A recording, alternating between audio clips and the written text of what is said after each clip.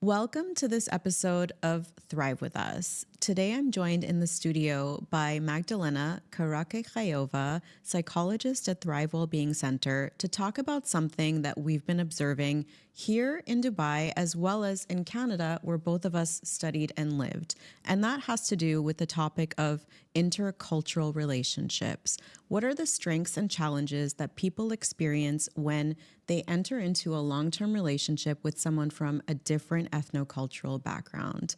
Welcome, Maggie. Thank you for joining me today. Thanks for having me, Sarah. And you did great pronouncing my last name, so thank you for that. Thank you for walking me through it. Okay, so tell me, I was just mentioning that both of us obviously live here in Dubai and we lived and studied in Canada, two very multicultural places where a lot of people will enter into long-term relationships with someone outside of their group. Yeah. What are some of the things that you're observing in your clinical work and professional experience? Yeah. I would say it's very common now that people come from very different walks of life, very different upbringings, culture, sometimes even faith. And I think, Dubai in particular is a very international place. So even though people might have different culture of origin, let's say, they might have lived in different contexts, right? So there is still some kind of commonality, overarching commonality. But then with time and maybe with children and as people kind of age, people change, right? They don't stay static. They very much evolve. And there can come a point where it does become a bit of a tension. And I don't think this is exclusively true, but I find that with age, people tend to kind of lean more into their culture of origin or their faith. And that can be really difficult for couples to navigate. I'm hearing a few different things from you. So one of them is that you have observed a lot of people sort of coming together from different walks of life. And you mentioned the ethnocultural background. You also alluded to maybe different socioeconomic statuses and various differences that might shape how people kind of grow up and some of their, values, traditions, expectations, and all of these things. But also what you mentioned that I think is really interesting is here in the UAE, a lot of people have quite a lot of international experience.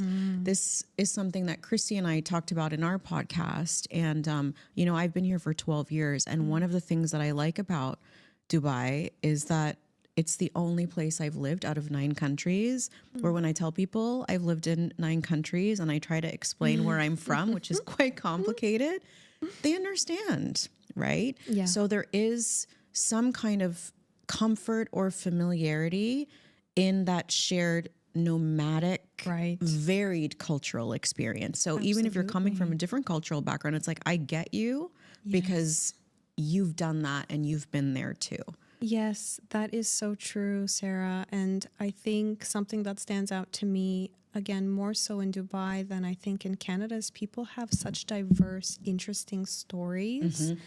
Like really, you don't know what you're going to get on any given day. Yes. And the kinds of story, the kinds of backgrounds, are very different here, I think, than what I'm used to in Canada, where it's a bit more homogenous, a bit more like, let's say, expected, quote unquote, expected. That's. And then the other thing that you were saying that I think is really important as well is that, okay, this might happen and it might be normal for someone to be in an intercultural partnership, and probably in their friend group, a lot of other partnerships are also intercultural or from different walks of life. But what you've been observing is that as people get a little bit older, that's where some of those differences kind of may come to the table. So walk me through what that looks like, what you've seen. Sure, absolutely. And it's interesting, even as you were just mentioning about like, it being normal for people in Dubai to be from many different countries. I think, although that's really lovely and can be very beautiful, sometimes it can create a tension with identity, right? And that's something I feel for myself too, being originally Bulgarian, having grown up in Canada most of my life, and now living here in Dubai. I do feel that tension in identity, like, where do I belong? Where is my tribe? Where is my community? So I think that's something a lot of people can start to feel. And then when your even relationship is, you're with a partner from a different background, that even I think can exacerbate that tension. And I think there comes a point in people's lives where they really crave that sense of belonging and that sense of community. And I think that's where some of those factors can come into play, like, hey, maybe I need to maybe I need to embody more of the characteristics that this certain group of people embodies, which might be, I don't know, a particular way of life, a particular practice, a particular way of dressing, a particular belief system. And I think that's a super natural human thing, right? To crave inclusion and community. Definitely.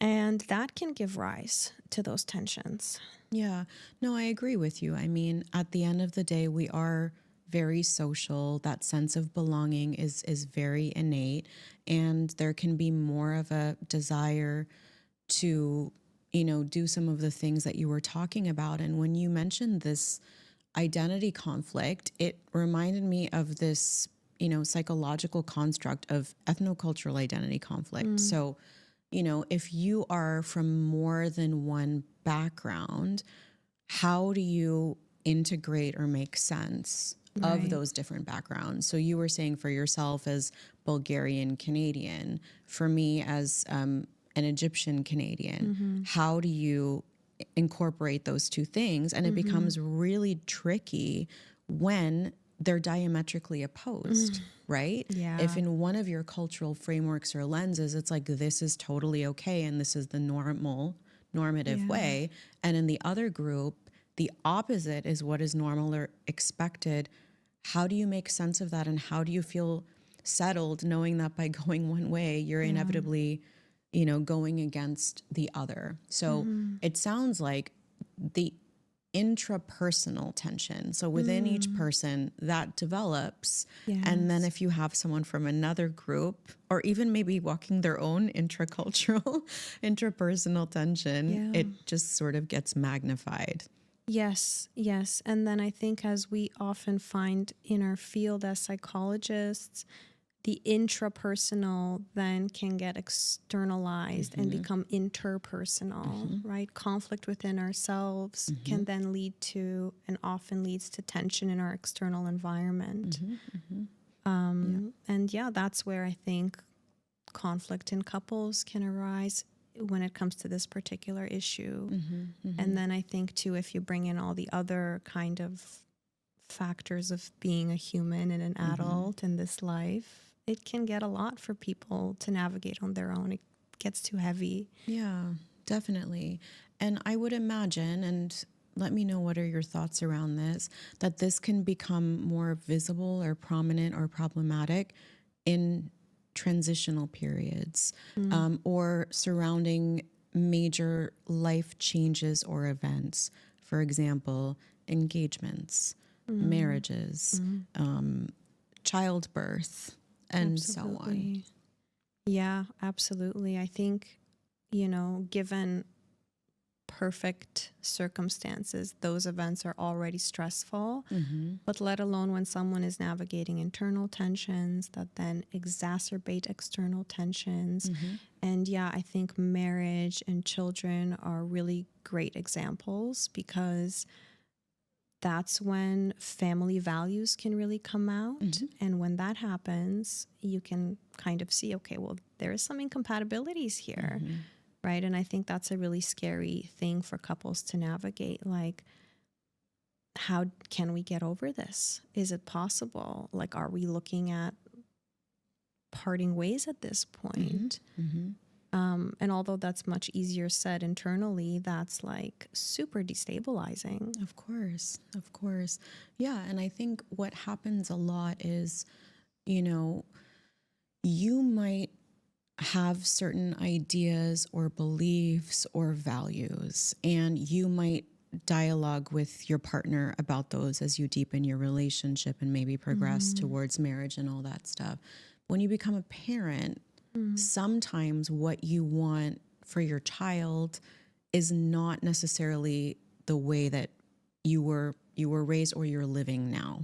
So I've seen, at least anecdotally, some people thinking, okay, well, I wasn't really raised with these traditions, but I want my child to have a thread of my heritage. And so now I'm going to kind of really want that to be a part of our family environment. And then the other partner might be really surprised by that. And then if it's something that is, you know, not in line with their own traditions and things like that, as you said, it can introduce this destabilization and then conflict. And then what do you do? So I think part of it is people don't talk about it before they get into into that space. Absolutely. Because everything seems fine and aligned. Yes.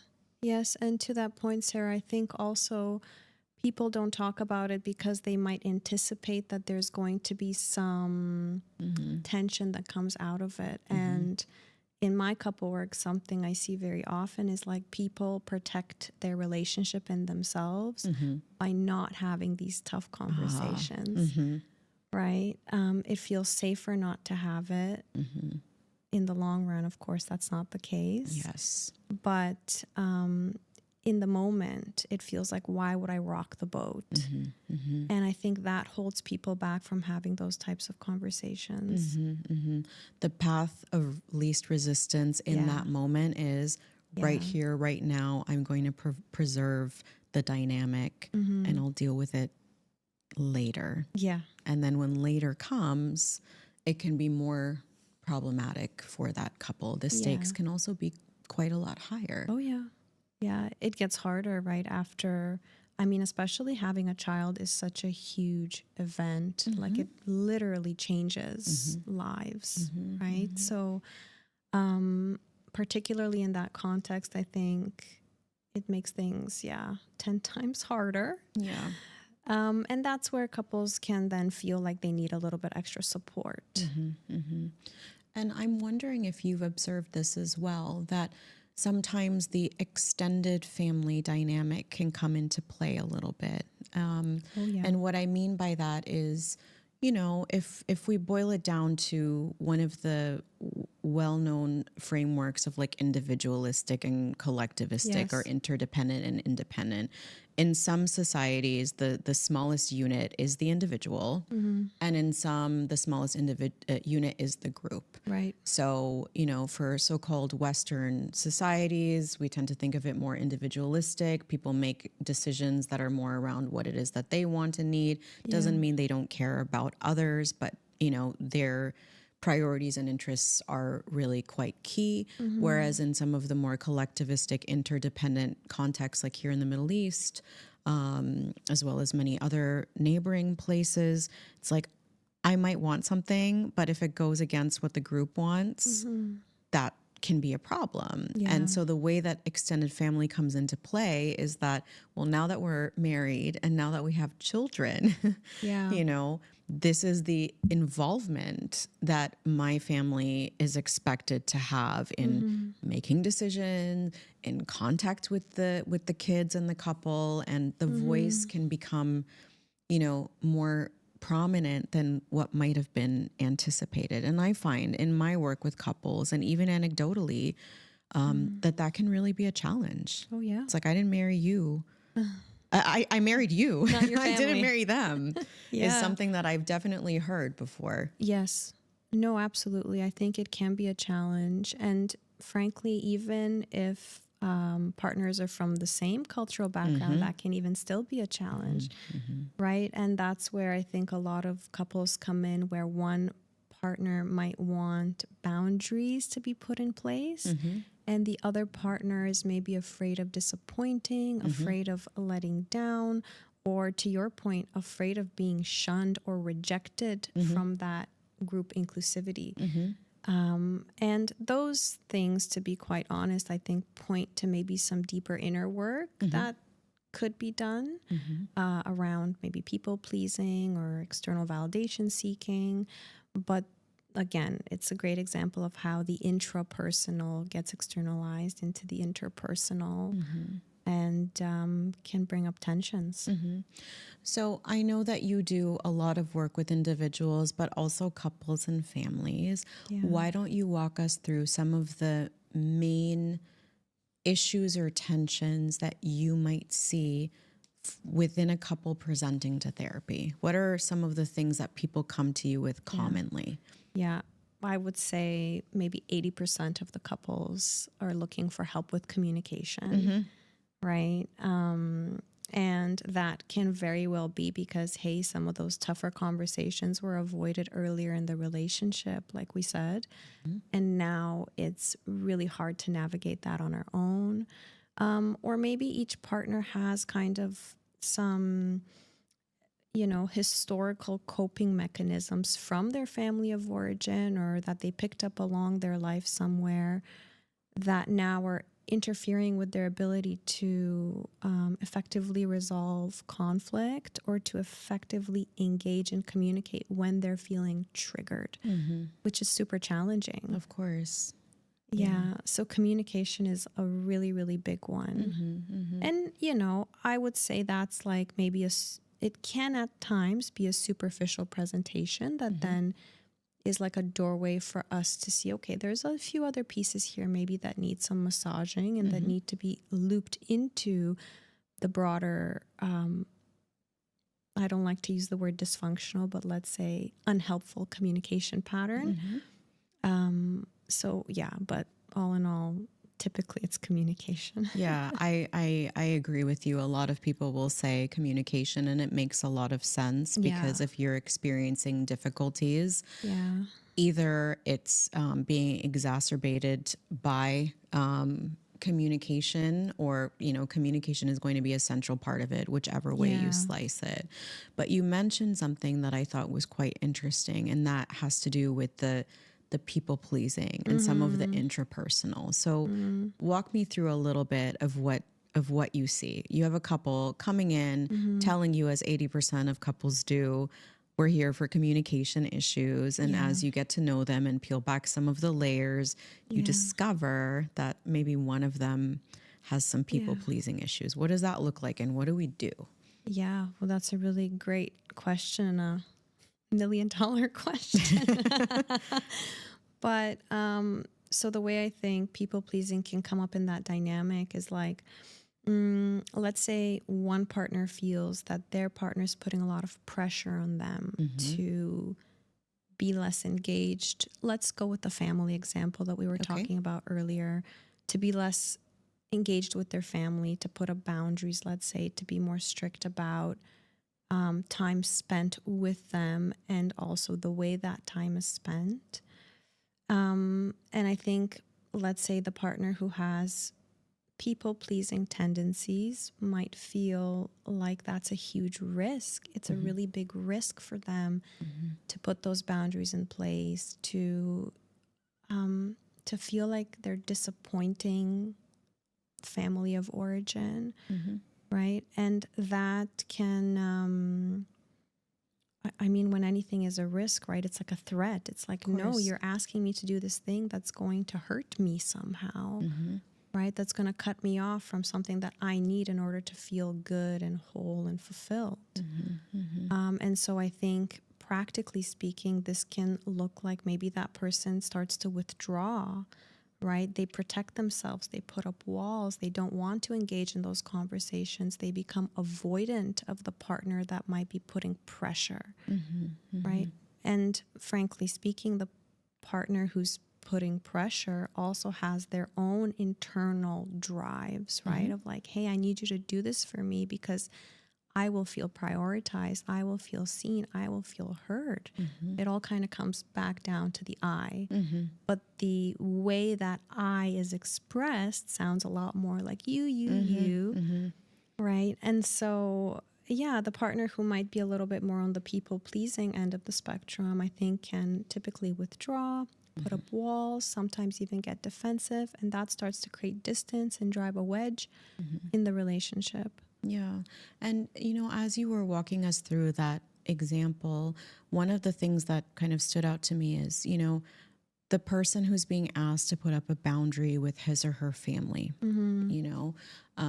doesn't want to do so because they're worried that they're going to disappoint or violate some kind of cultural family norms and expectations. Yeah. But in so doing, they're also letting down their partner. And so Yeah. that people pleasing person Yeah. or person who really values that harmony and, Yeah. satisfying the people that he or she is close to is kind of damned if they do, damned if they don't. I'm Yeah. either disappointing them or Yeah. I'm disappointing him or her. And so as part of that process, withdrawing, and then as you said, that kind of then starts another process with the partner where it's like, but I need you to choose me or to hear me or to understand and to value what it is that I'm doing, and you're just completely shutting me down. Yeah, absolutely. Yeah, I agree. It's a lose-lose. Yeah. All around. And that I think can be indicative that like maybe some inner work needs to be done. I think that's a point where people reach that can essentially signal to them like, hey, the way I've been living my life doesn't work for me anymore. It's too demanding. I'm stretched too thin. It's unsustainable, especially then if we bring children into the mix and the huge responsibility of being a parent, of providing for the family, work, all of these things, right? There comes a point in time, I think people start to realize like, I just can't live like this anymore. No. It's not good for me. Exactly. And in that scenario that we were talking about, the person is thinking about disappointing the family and disappointing their spouse. And what was absent in that dialogue is where that person is and what that person wants. Yes, and so absolutely. It sounds like a big part of the work is helping them sort of tap into what it is that they want or need, and then managing the various and very layered interpersonal dynamics that go along with that. Absolutely, yeah. And it's interesting, Sarah, I just had a session this morning with a couple and I was explaining to them like what I can offer in couples therapy is understanding and fostering empathy for each other's experience. I think that's one of the consistent results of couples therapy that I can actually really hang my hat on and say this is something that this process does help get to. It's not very exciting, maybe not very sexy, let's say. But I think, I think that's a really important part of the process. And having that understanding and empathy translate then outside of the therapy session can look like having calmer conversations, right? Starting to break down some of those walls that each partner has built up and being able to really hear each other out. And that, I think, feeling supported in your experience by the person closest to you, by your partner, by your spouse, can create a layer of resilience that the person can then translate into other parts of their life, like their family relationships or their work life or what have you. And, I think what you shared is very meaningful and very interesting and relates to a quote from the Gottmans. And I think, I don't want to misquote them, but basically the upshot of what they were saying is that every relationship is a cross-cultural one, regardless of whether you have a shared ethnocultural background, because all of us are coming from different homes, different families of origin, and so on and so forth.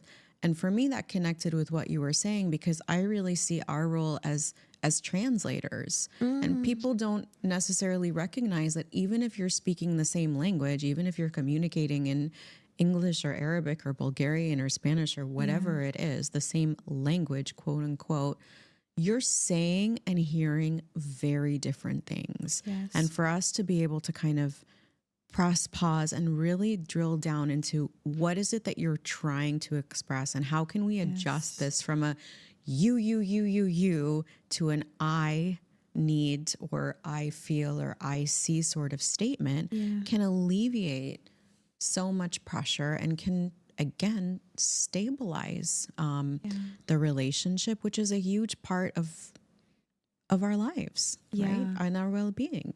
Huge. Yes. Yeah. And I completely agree. And I love that translator. Absolutely. Right. It's like, what is your partner really saying? What is your partner really asking for?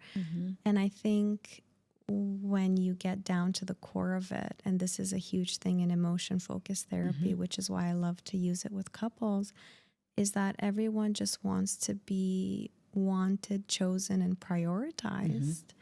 And everything else on top of that is just to cover up that pain of feeling rejected, feeling unwanted, unprioritized, unseen, unheard.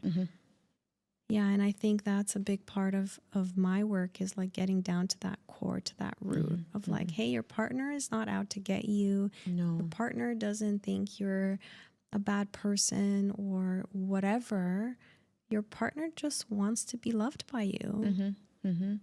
And how does that come out? Because I mean, if someone goes to their partner and says, I want to feel loved by you, I mean, in different dynamics, it will elicit a different response and all of that. There's not going to be a uniform thing.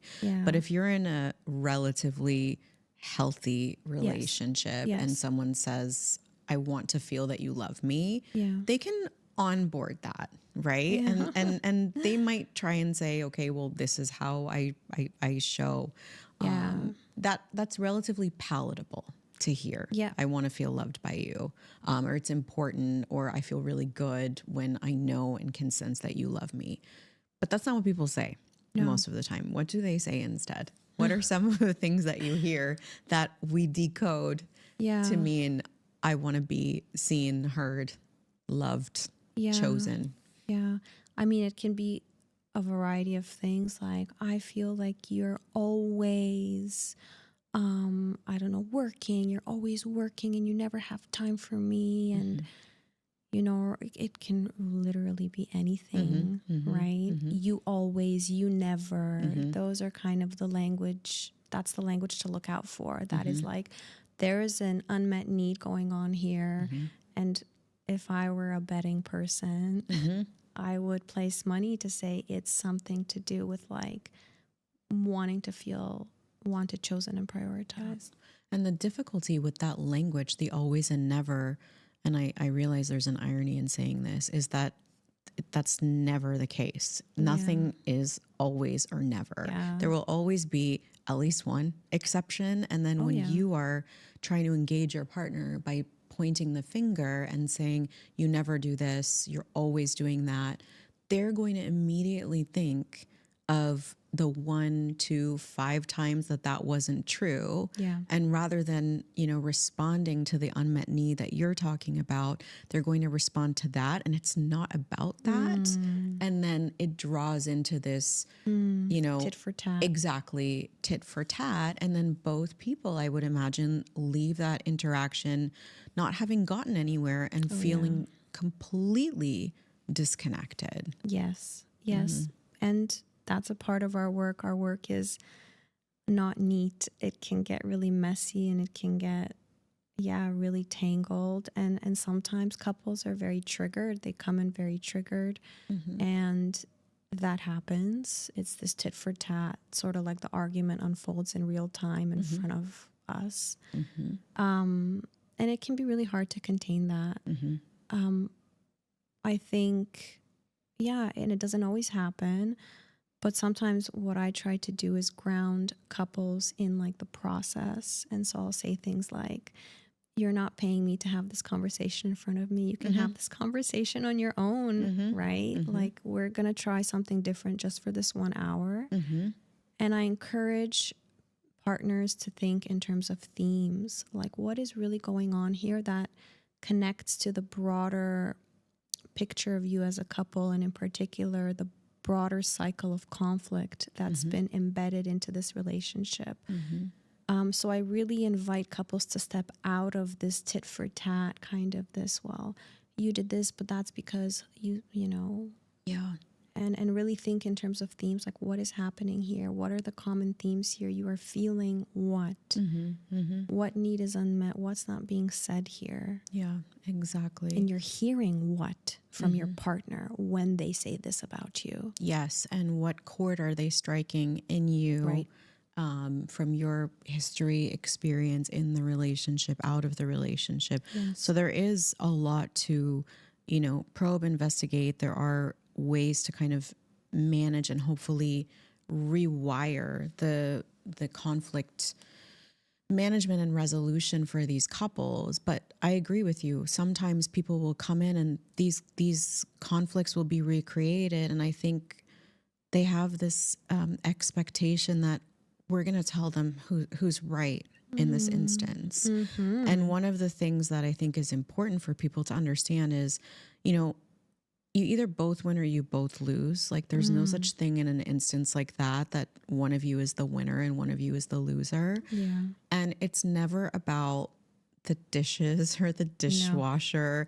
No. And, we're both kind of like chuckling a little bit as we say that, because I would imagine you've heard about dishes and the state of the house and all of that dozens, if not more times. It's about getting down to what does it mean and what does it symbolize and how can we express it in like a healthier way that's going to be better received and more likely to translate into understanding and behavioral change. But it's very, very, very difficult. Yes. It can be a slow process and there's ups and downs, right? Yeah. Yeah. And it's interesting, Sarah, as you were sharing that, I found myself thinking about why is it often so difficult for couples to be able to speak to one another and communicate from that need. And I think a big part or a big pattern that I've noticed in my work is like a lack of overall safety in the relationship, a lack of emotional safety, a psychological safety, right? And physical safety is a more extreme example of that. But oftentimes it's emotional and psychological. So there being a real fear that like, hey, if I tell my partner what's on my heart, they're going to either weaponize it against me or they're going to dismiss it. And it's going to make me retreat inside. It's really going to hurt. Yeah. And that can be for several reasons. That can be, again, a dynamic in the relationship, or it could be more personal history things like upbringing, what one's parents were like with them, and how that affected their sense of safety in the world, and in particular within love. Yeah, definitely. I think that makes a lot of sense. And I think, what will happen, especially if someone also has that kind of people-pleasing tendency or, wanting, as an addition, I guess, to what you're describing, is it will just feel safer to not say anything at all. But there will be this hope that my partner is going to figure it out. Yeah, read my mind. Somehow read my mind. And every minute that he or she is not reading my mind, I'm getting more bothered by the fact that this is ongoing, although I haven't said anything about it for my own reasons. And then eventually resentment builds up and there can be an eruption of that. Yeah. Right? No, and absolutely. then the person's like, but where did this come from? Yeah. Can catch people I had no idea. Yeah. No, that's completely fair. And that happens when people hold on to their feelings for too long and don't have the skills or the tools or sometimes the courage to voice that, to take that risk, to change the cycle, to change the status quo. Resentment builds. When you and I were talking about this topic, one of the things that we sort of discussed is this concept of alignment. Yeah. Talk to me about alignment in a relationship. What does it mean? Yeah, so the way I view alignment is essentially being on the same page regarding like big ticket items, like big life stuff, like where you're going to live, you know, roles, gender roles, or what have you, kids. How do you want to raise kids? What are some of the values that are important? So really kind of big life things that can create a foundation. And then what you build on that foundation, of course, you're not going to be 100%, you know, aligned and in agreement on everything. And that's normal. And I think that's natural. And I think that's healthy, right? To be able to have some differences that you can work through and have those tensions. I think those are needed in order to strengthen a relationship. But as long as those really big things are at least somewhat aligned,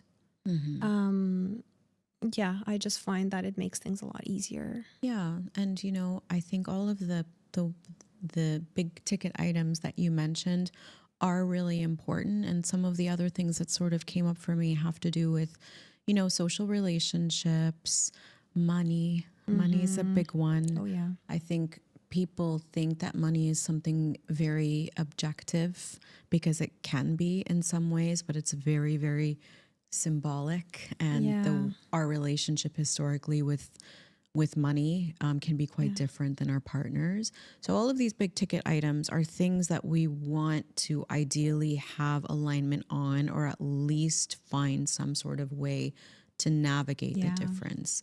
I think some of these big ticket items are going to be informed by ethnocultural background. Absolutely. And if you come from two very different cultural contexts, maybe there's more likelihood for there to be misalignment. But again, going with what we talked about before, even in the same group, there is that risk. And I think also what can happen is maybe when you start a relationship, it's like we have the same attitude towards money. We're dating, we're getting to know each other. Maybe we're in our 20s, for example. We like to spend money the same way, save money the same way, prioritize using it in the same way. Then we get married, and maybe there's like a little bit of, you know, some discussions around how much we're going to spend here, there, and everywhere. Then there's children. You know, then there's other voices that sort of enter the equation. Then there can even be external factors like COVID pandemic, instability. Yes. And all of a sudden it's like, well, we were really on the same page and now we're not. Is that something that you see, whether it's with money or other things, that people suddenly discover that we're no longer on the same page anymore and we don't know what to do about this? Yeah, I think it does happen. Like we said earlier, people change throughout the relationship and throughout their lives, right? Like change is the only constant. True. So you really have to choose one another through all of these various life stages and like accept your partner for the person that they become continuously, right? I think that's a big thing I'm seeing not only in my work, but also understanding personally is like relationship is about choosing your partner all the time. And so yeah, I think it can absolutely happen. And I think when life gets so heavy and things feel so hectic, that's when it's so important. I mean, it's always important, don't get me wrong, but that's when the skill of being able to communicate is so important. Because I find oftentimes it's not even about agreeing. It's just about being able to voice whatever is on your heart and having your partner like hear and care about that thing. And just having it said, having it heard offers some relief, offers some sense of like, okay, this feels manageable. I don't have a solution, but I feel okay. I think there is a great power in that, in making your partner and having your partner feel seen and heard and understood, even if the actual thing that you're dialoguing about isn't going to change. And I think a lot of times when couples will present to therapy about some of these big ticket issues, they'll come in and they'll expect that there's going to be some kind of a compromise. A lot of people will use that word, like we're just looking for a compromise. And sometimes that's possible. So I guess just off the top of my head, if a couple is thinking about when to start a family, someone wants to start one yesterday and someone wants to wait like 10 years, a compromise can be somewhere in between that. But there are things that you cannot compromise. Yeah. Like whether to have children or not. Yes. Yes. And There's no compromise there. yeah, no, that's a great point. And I would say, you know, unfortunately, although I think a lot can be worked through, even some of these major misalignments can be worked through.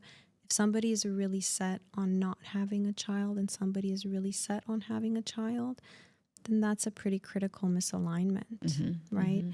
And two, you know, I don't know how other people in the field would feel about this, but my personal professional opinion is that sometimes the best thing for a relationship is for it to end. Tell me more about that. Scandalous. Yeah. Well, I think, you know, there can come a point where it just causes too much damage to the people involved in the relationship, or where maybe things start to feel very unbalanced. And there are extreme examples, of course, like abuse, assault, you know, things of that nature that for me are very black and white.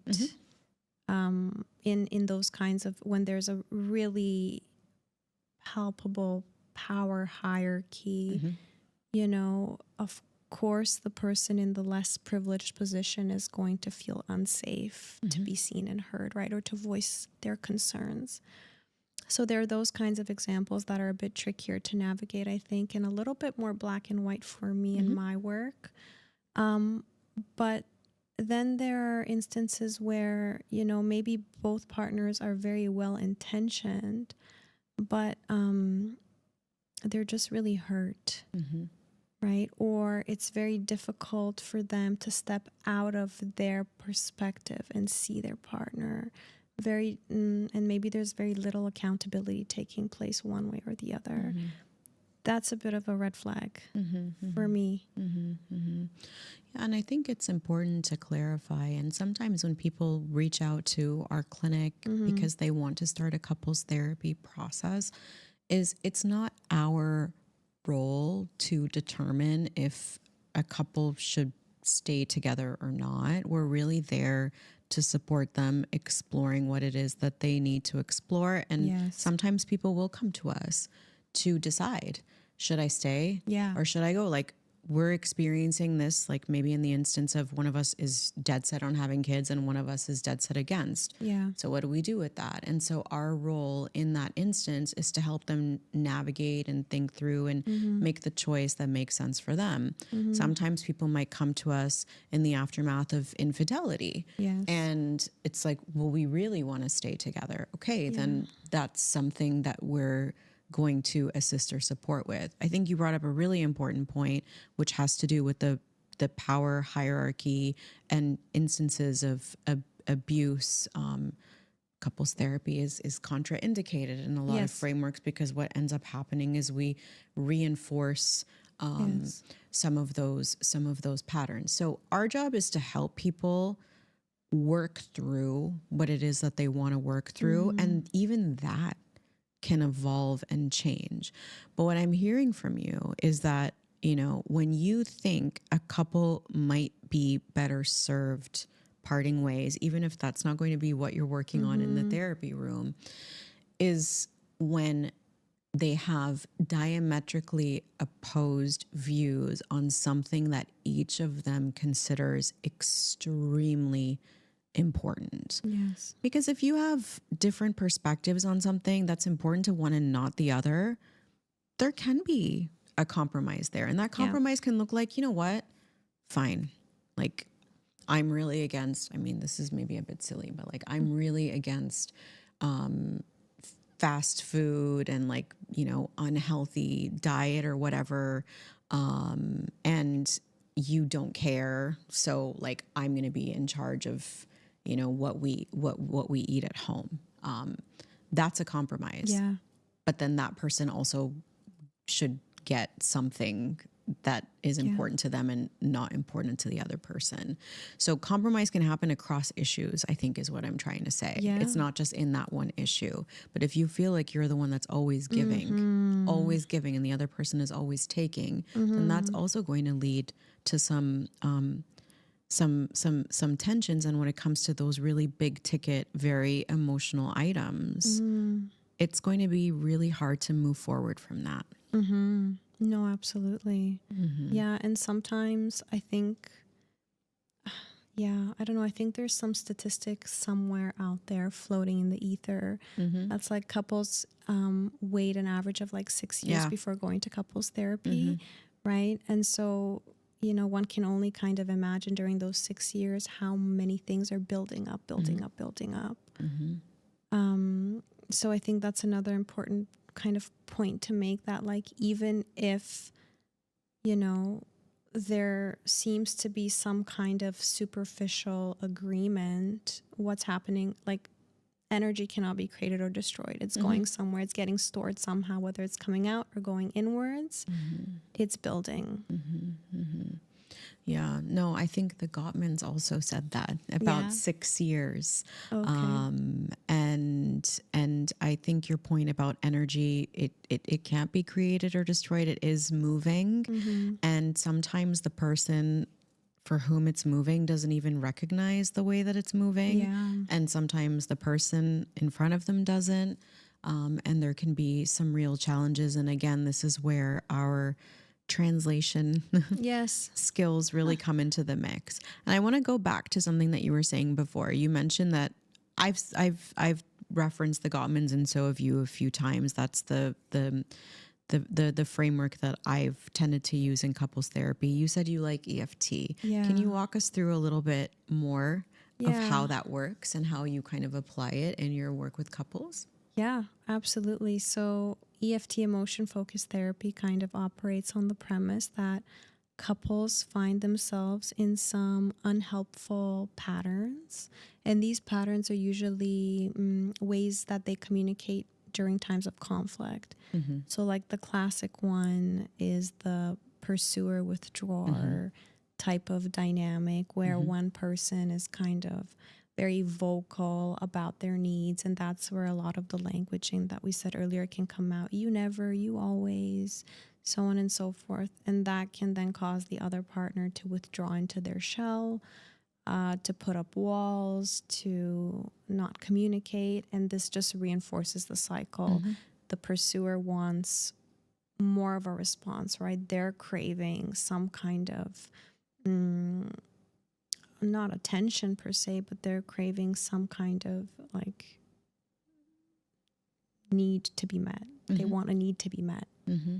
And by not having that need be met, they keep trying to get it met. Unfortunately, that doesn't work, right? It kind of pushes them farther from the goal. But it is a very like deeply rooted wound that causes that behavior. And to even, you see that with kids, right? Like when kids are misbehaving or having a tantrum, it's very difficult to reason with them. Like those parts of the brain that are responsible for like intellectualizing and rationalizing, they're offline. You're left with like some primitive bits to work with, which can be very difficult. And so, yeah, that's a very common dynamic in EFT, the pursuer withdrawer. And so in EFT, essentially, we map out the cycle, like what happens when your partner does this, how does that impact you, and so on and so forth. And then we use that as a doorway to understand each partner's individual experiences of like, hey, when, and this is where the translation skills come in too. It's like when you hear you never or you always from your partner, what's that like for you? And sometimes people might say, well, I feel like I'll never be enough. I'll never be enough for her, for him, or for them, right? And so bringing that out into the surface is what EFT is all about. Bringing out those core wounds and letting each partner see like, hey, your partner is not out to get you. Like we said earlier, they just want to be loved. They want to feel like they're enough for you.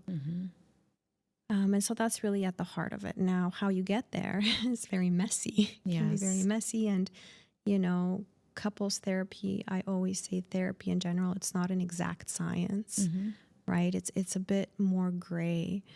And so there isn't a clear path there. And two, with EFT, it does, like you said earlier, abuse and all of these things, they're contraindicated. So it would be completely unethical to ask somebody in an abusive situation to share their core needs with an abuser, right? So there are certain kind of, I guess, qualifiers for EFT to be effective. Yeah, and you were walking us through this example of the pursuer withdrawer dynamic, which is very common, and I'm sure a lot of people that are listening to this might even recognize it in a relationship that they're in or one that they've experienced in the past. And we talked about, you know, the translation skills required for the person that's going after with the criticisms of you always, you never, for their partner to understand that it's coming from a place of, I want you to see me, I want you to choose me, I want to feel that you love me. And that's an important translation to be made.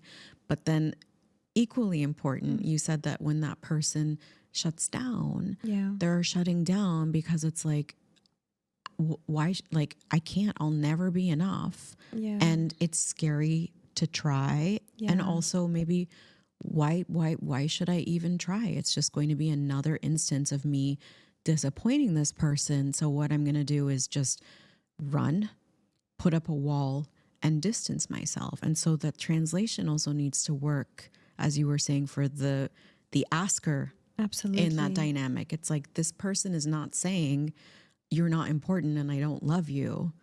They're having their own reaction, and you need to see that this is what they're trying to say to you. Oh, absolutely. Right.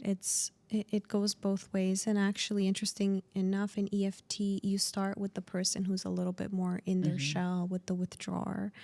You start there. Because that person, right, has been hearing this message of like, you need to do more, you're not doing enough. And therapy can double down on that message if you work with that too much, right? So you kind of have to almost see whose voice is going unheard here and start there. Gently, of course, and it takes time and it's not an immediate thing, but starting there, I think, is really important in softening the entire dynamic and in changing it around instead of doubling down and cementing that dynamic through therapy, which is something I'm always very cautious of. Yeah, no, exactly. And we also run the risk. It has to be very, very delicate, because if you're trying to give a voice to maybe the person that tends to withdraw or shut down a little bit, if it's not done skillfully and it's not well received, then the person asking is going to think that, oh, wow, I'm coming to therapy for my partner to kind of ignore or downplay my needs. And now the therapist is doing it too. So we definitely don't want to recreate and, as you said, double down the dynamic. So there's a dance. There's a delicate balance that we need to kind of navigate, and sometimes it's easier than others, and sometimes there's progress, and sometimes there's a bit of a stalemate, and sometimes there's even regression, but that's par for the course, I guess. Unfortunately, yes. Nothing fulfilling, I think, comes from like path of least resistance, right? Like, it has to be hard at some points. In order for like real growth to take place and real change to take place, unfortunately. And sometimes it's super uncomfortable. And like I said, super messy, and the conversations aren't always, you know, calm and cool and collected.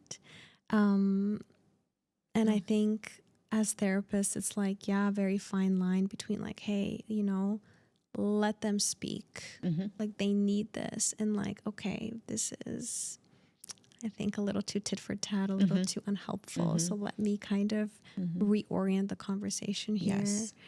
But at the end of the day, I think it's like a super human thing. Like it's nothing glamorous. It's just like two people having a tough conversation. And that's like, wow, okay, I think something's happening here. Something's taking root here. And you're right about change being uncomfortable.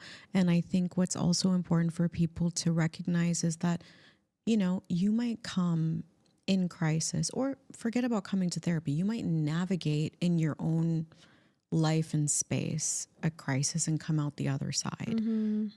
Things feeling tough again after that doesn't mean that the relationship is back to the crisis point. That's just the normal sort of ebbing and flowing of any kind of a dynamic. There are going to be periods that are good, periods that are a little bit more challenging, and just having a little bit of a setback doesn't mean that you're going all the way back to that crisis point. And I think sometimes people don't recognize that, and it can put a little bit of pressure on that individual and the relationship. I'm mindful of the time. So what I want to do really quickly with you, Maggie, is I have a few kind of quick fire questions. So I'm going to ask you, and then just give me your knee-jerk reaction. Okay. Number one, what's the most common misconception couples have about being compatible? Am I allowed to think about them? Because I have to think about this one. That if there's a disagreement, they are not compatible. Okay. Disagreement equals incompatibility. Yes, correct. Okay. In your experience, what destroys emotional alignment faster, criticism or avoidance? Oh my goodness, that's a really, really good one.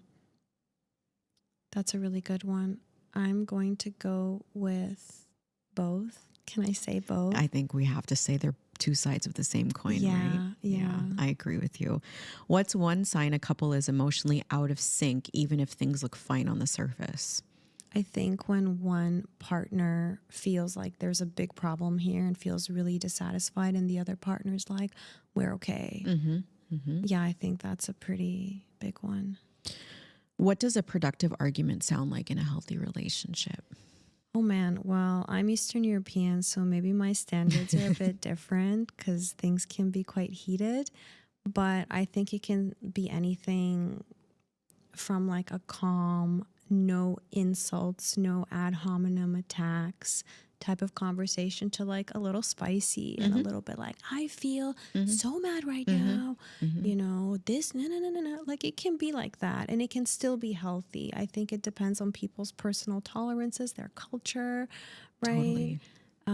But even when you were making it spicy, you still went with the I and not the you. So I think there's that as a very core element. But I think this is a really important point, that there isn't a one size fits all, and there are individual cultural and various other factors that can contribute to what's tolerated, accepted, and how it's being received. Absolutely. What emotion do you see most often hiding underneath anger in couples therapy? Pain. What's the hardest myth about love to unlearn in the therapy room? That it's supposed to be easy. How can you tell when repair attempts are genuine versus performative? That's a good one. I'd say when it happens too fast. And when it's too easy, like when it's like, okay, like there's no pushback, there's no like, but right? What's one subtle indicator that shame is running the show in a relationship? I would say like persistent defensiveness. Last one. If you could give every couple one core skill to practice, what would it be? Great question.